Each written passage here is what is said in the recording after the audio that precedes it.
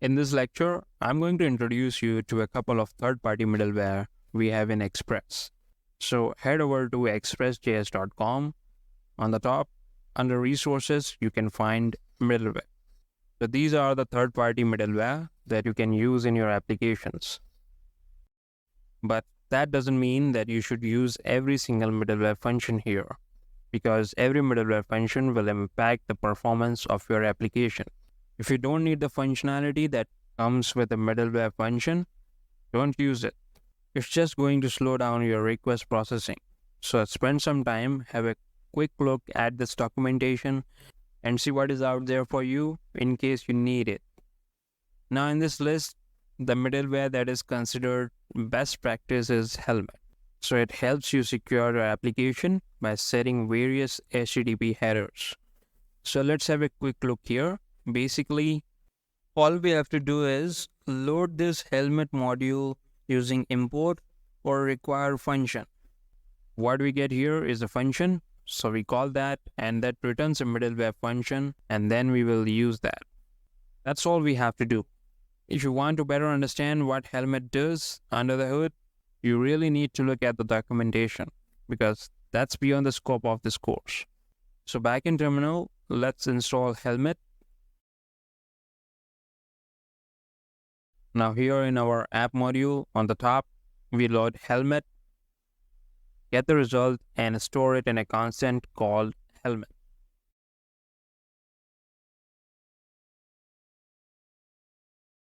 This is the function.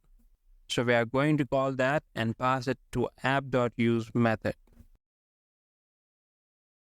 So Helmet, like this.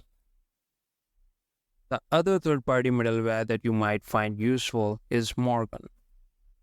We use Morgan to log HTTP request. Let me show you how that works. So once again, npm install Morgan. Now here on the top of the file, we load Morgan using the require function. Very simple.